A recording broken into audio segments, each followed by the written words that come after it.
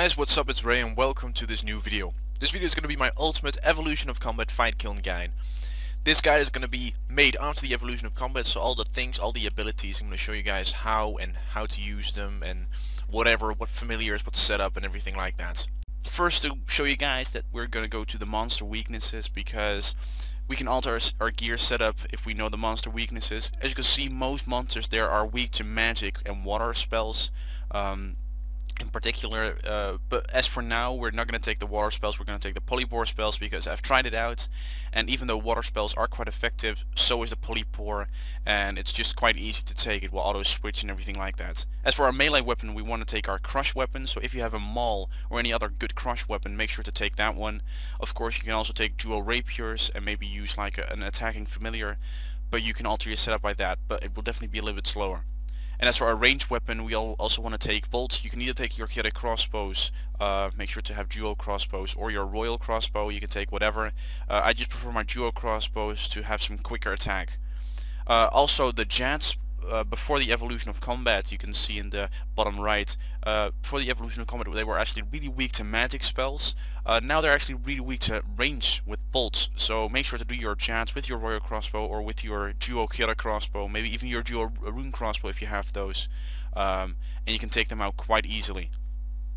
Now for the gear and inventory setup, it's actually quite a hard one because I have some of the gear that most people maybe don't have, so please don't judge me for that. I'll definitely make sure to put in some like downgraded versions of the gear I have, but make sure you have a decent amount of gear so you can take down the boss. You don't want to be getting killed at like wave 35. Also, I'm using a steel titan in this method. If you're not using a steel titan, make sure to use a pack yak, and I'll show you guys later how to use it. First of all, for the gear, as you can see, I have my range armor already on, and I have two switches in my inventory, namely for my melee switch with my crush weapon, as I said before, and my magic switch. Make sure to have your arcane stream or any other good magic amulet. And I have my polybore staff. As I said before, I'm not going to take any water runes with like a chaotic staff or anything like that. I'd rather take my polybore staff. As for my range switch, I have my full Pernix. You can definitely switch this out for something like Armadillo with maybe an archer helm or an Armadillo helm, or if you have anything like that, just make sure to switch it out for that. Royal Dehyde I don't really recommend, but if you are a little bit better at Kiln and if you want to take it, definitely go for it. It's definitely a cheap method, and also of course you have the repair cost with the Pernix armor.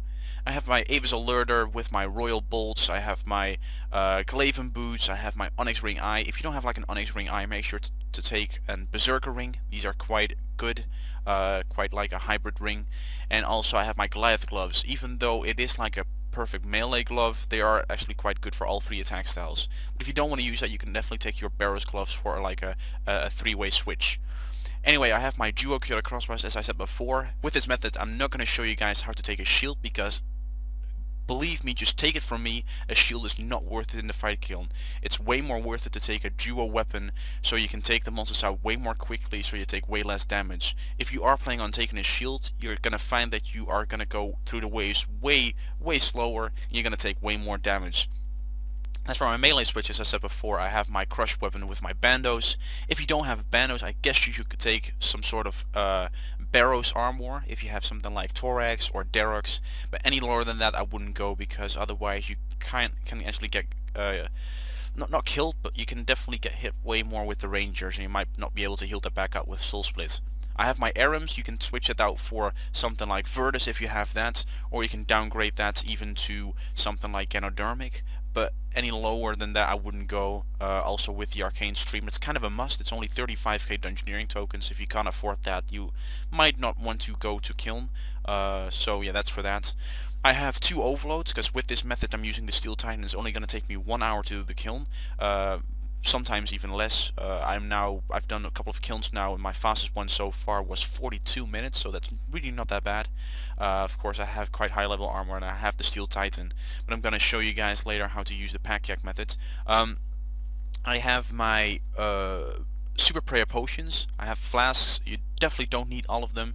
I'm not going to use like any of the turmoils in this fight kiln, and with the turmoils I mean the ranged melee and magic turmoil. We have the anguish, torment and turmoil, I'm pretty sure they're called, but we're not going to use those. You definitely don't need those, since you'll all be hitting quite good already.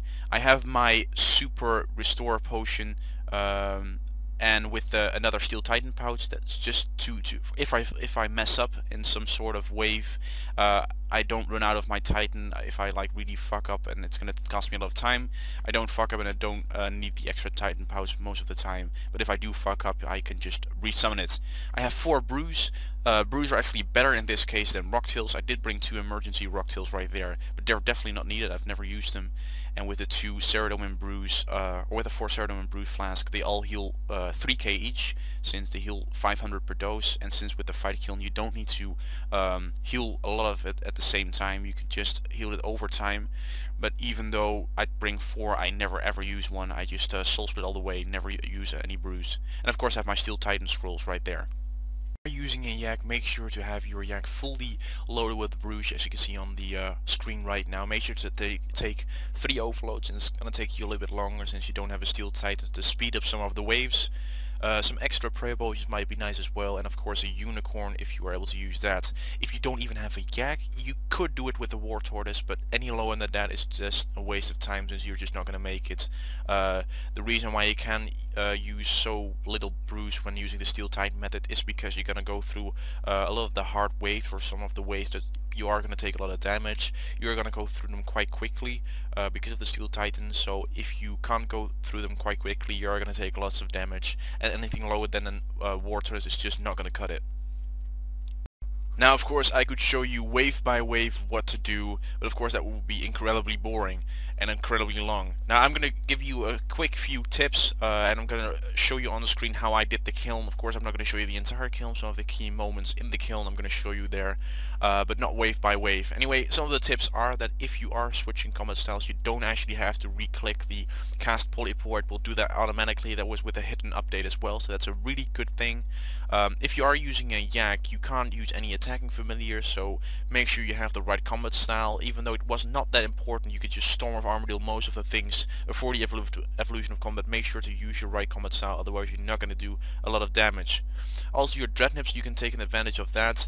If you are using your dreadnips, make sure to have your target selected first. Of course you don't have the annoying interface again, but you are going to have to attack the monster first before you can actually deploy your dreadnip right there. But that was also with the old interface, but now you can just click on the dreadnip and it will deploy it. Now with the jets, make sure you keep prayer switching, even though in any of the other ways you can pretty much just keep your soul split on. It will heal you enough for most of the waves. Of course, if your health is full, make sure not to use soul split, otherwise you're gonna lose prayer points. That's one of the key reasons why you don't need as many prayer potions as you would normally. So make sure to only use soul split if you're actually damaged, and make sure to use it at the right waves. Keep prayer switching at the jets just as it was before the evolution of combat, otherwise it can just one hit you. I know on my first attempt I did the jet and actually got hit a 7,900 through my Pernix with a magic attack and just got dropped instantly. So make sure to keep prayer switching, otherwise you're gonna be dead. Also, as I said, on the other waves, use your soul split, and on the dills, make sure to trap it behind the rock or something, so you can use either, if you brought a pickaxe, maybe an attacking familiar, or maybe a dreadnip, you can just attack it with those. The dreadnips actually take way longer to kill now with a pickaxe, so if you have something like dreadnips, or if you have an attacking familiar, it's going to speed up the kiln quite a lot. On the wave 26, if I'm no, that's wave 28 if I'm not mistaken. You actually have a wave with 8 dills and a level, or with a major, which you can just range. Make sure to lure behind the middle rock. Make sure to have them all trapped behind the middle rock, otherwise you're going to be hit quite a bit from all the waves, or from all the dills at the same time, since they can still hit like 2,000 with their stomp attack on the ground. You know, that one that was also quite effective on the kiln before the evolution of combat, so make sure to use that as well. And as for the last tip I really want to give you is that on the boss itself, make sure to keep switching combat styles due to their respective tentacles, because the tentacles, they are ranged tentacles, magic tentacles, and of course you have the boss, which is in fact melee. But it doesn't attack anything, so don't worry about that. The tentacles are actually range and magic, so make sure for the range tentacle you keep switching to your maul and keep hitting it with that, because it's quite effective. And for the magic tentacle, keep switching to range, because that one is quite effective. Make sure to use your magic on the head, and make sure to keep running around on the southern side to keep finding the head once it pops up. Otherwise you're just not going to kill it, because if you kill the tentacles, that's not the thing you want to kill. It's the head that you want to make sure to kill. Also, the crystals are not that effective anymore in the evolution of combat. There is, however, one glitch. Well, I don't know if it's a glitch, but if it's going to be nerfed, I know that. That is with the Constitution crystal, that it will boost your HP all the way to 15,000, which is of course great.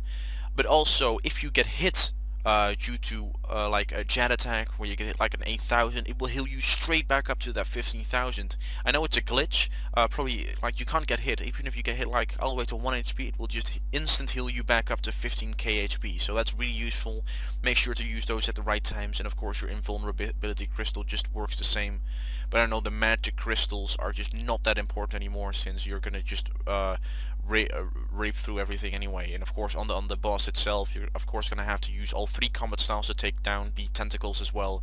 So things like a magic crystal are just not that useful anymore. So make sure to use them at the right times and not like waste any of your time doing it on any of the other combat styles. So that's pretty much it I want to tell you guys about the kiln. Now let's get on to the rewards. Now, when you actually do manage to complete the fight kiln, congratulations to you. You can now choose between 2 rewards. Either the tokhaar-kal, or as Runescape swiftly named, the Rhino Cape, or the Uncut Onyx. Now, with the evolution of combat, the Uncut Onyx actually took quite a bit of a dump. Yeah, it dumped all the way to like 3 mil. But then it kind of started rising again. It's now about 3.5 and it's rising every day, so it's still quite a nice reward. You can probably make, well, I can make about 4.5 mil an hour here now, and of course I already have 2 tokhaar-kals in my bank, so I have a bank space. That's all good. But if it's your first time, make sure to choose the tokhaar-kal. It's the best cape in the game as for now, of course, besides the completionist cape, max cape, trim completionist cape, things like those. But really, it's a really nice reward. Now I hope you guys enjoyed. If you did, please let us know in the comments below. Tell me what you guys think, and of course rate, comment and subscribe. Goodbye.